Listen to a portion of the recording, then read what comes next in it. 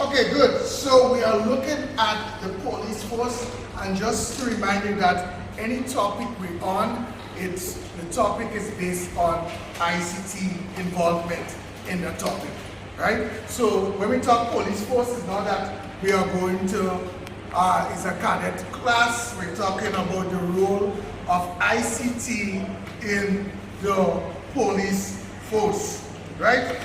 So I'm using, for some of the contents, Megabyte by Simon Cotton, right? And let's get started. For the record, I have 1B1 with me as well. ICT can help the police catch criminals and can help to keep the police officers safe in dangerous situations. Using ICT, the police can collect and analyze large amounts of data on crimes and events all over the country and the world. So we need to understand certain things.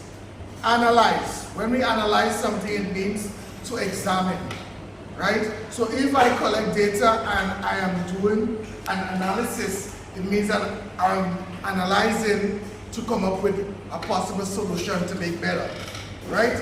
So they would collect that data and they would do their analysis, and we'll see later on what they do with that. This data can be used to help in catching criminals and also planning the number of police officers to deploy. So every time there's an incident, the police will enter the information in the database, right? And the database is able to analyze and say, listen, so let's analyze it a bit, right? So there are several traffic incidents in Melville Street, some in Granans. The database will able to say, listen, for the month of January 2021, we had 100 and something traffic incidents, right? And out of the parish of St. George, we had 80 something. It means that St. George Parish is giving the most problem in terms of traffic.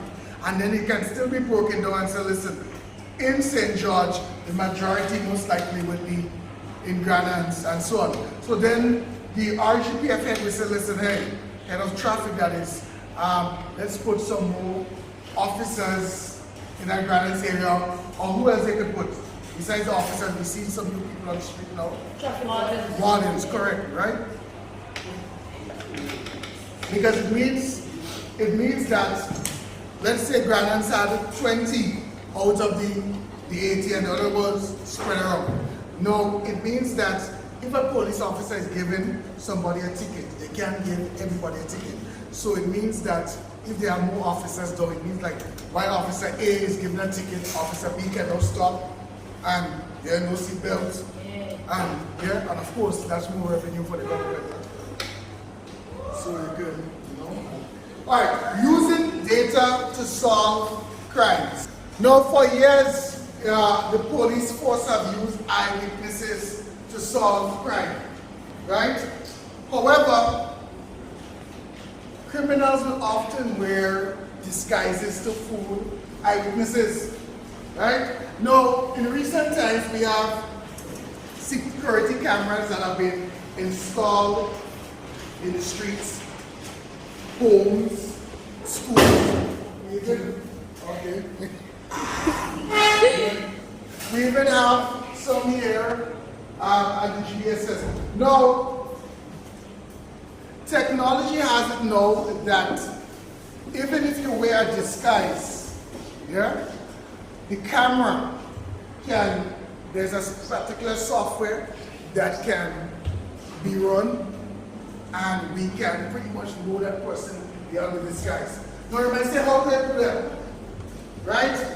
There's something called a facial fingerprint, right? And a facial fingerprint is created by taking the different measurements. So the software takes the different measurements between the facial features. So take for instance, between the ear and the nose might be X amount of measurement, between the forehead and the nose, or between the nose and the chin, right? And it creates what you call a facial map or facial fingerprint, right? And from the time we hear fingerprint, we know that it means unique. Remember, no two persons have the same fingerprint, even if you are twin. Even if you are twin, you have the same DNA, but you don't have the same fingerprint, right? So when that is, when they capture the person and so on video, they run the software and it says, listen, okay, I think that is John Doe. And of course, they must have a photo of John Doe in the database. Now, this is nothing new to you because you know Facebook and Google and so on does facial recognition. Yeah? When you upload a picture on Facebook, they will say, listen, is that, and they might say, tag your friend. Because they realize it's John Doe already. Or if you upload your photos to Google Photos, yeah, Google might say, listen, is this John, is this John, is this John? And you say yes. And the next time you upload photos, one with John in it, it automatically tags John. So facial recognition is now the way to go. So listen to this. For years, police forces have used eyewitnesses and fingerprinting to help identify criminals. More recently, security cameras have been installed in many banks, shops, schools, offices, and town center streets. These record any incident on video which the police can use to identify suspects. To fool the camera and eyewitnesses, criminals often wear disguises. However, technology has been developed and that can identify a suspect through a disguise. Each face has its own unique bone structure which determines what the person looks like by taking measurements of the person's face and by taking measurements of a person's face and the distances between the facial features. Right? Protecting police officers in dangerous situations. Now, more recently, we have seen the world is calling for protection against the police. Yeah, but you know, that's one or two bad officers. Every area we have one or two bad persons who spoil the profession. Yeah, you never know. Police officers often have to go into dangerous situations, for example, in riots and fights, and in arresting suspected criminals. The more information they have about such situations, the better they can plan the protection they will need. To compile the information, all incidents where there is a physical attack or defense are written up in a report. The report says where the incident occurred, who an attack was aimed at, and the method or weapon required to deal with it. The police log this information in their local database and also a nationwide study. This kind of data identifies the situations the police are most likely to face on duty. Police officers can then train to deal with such situations effectively. Sometimes the data also indicates that new methods or weapons are needed to deal with certain kinds of incidents. Yeah? So this thing is evolving. Yeah? And of course, you know, we have a lot of modern technology that helps police in dangerous situations. Yeah, you have the taser, you have what is called the rubber bullets. New technology. So now, back then, even aside from the police, in terms of military and so on, we would have heard so much people lost their leg because they went through some minefield and they got blown up, right? We have a lot of technology now that can scan that and see if there's mines planted in the ground.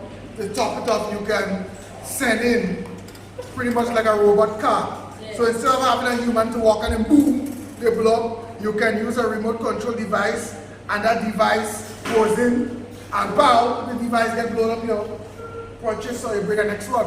Yeah, remember, nothing is more precious than human life, right? Also, there are technology that can see through walls. There's radar technology that in the case of hostage and so if somebody's been held hostage, they can scan, yeah, and it uses infrared. So based on the person's body heat and so on, it can give you an idea of persons behind there. Right.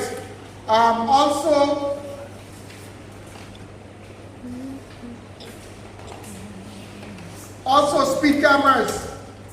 Speed cameras. Over the past couple of years, speed cameras have been a common sight in places like the US and Canada. These capture data on cars that exceed the speed limit. The police can prosecute the driver when they collect such information. They are an effective way of keeping driver speed down, which helps to reduce the number of accidents, injuries, and deaths on the roads. Speed cameras use a radar system to measure a car's speed. If a car is speeding, it is photographed twice.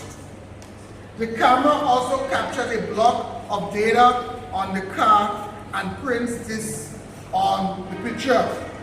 All this information provides the evidence that the car was breaking the speed limit.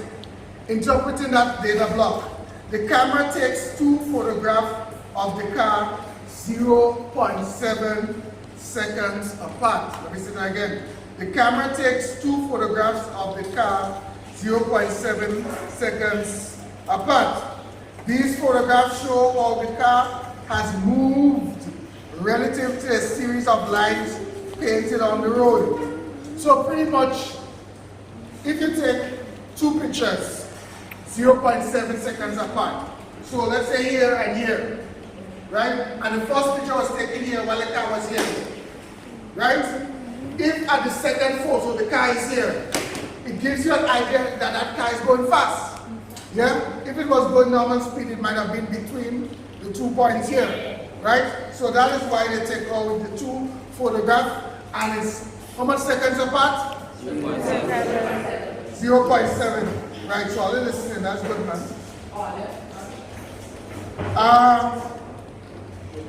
That will be it. Make sure to review this video a couple of times well before you attempt any quiz on the police force and the ICT involvement in the police force. Remember, this video comes to you compliments Chosen One TV.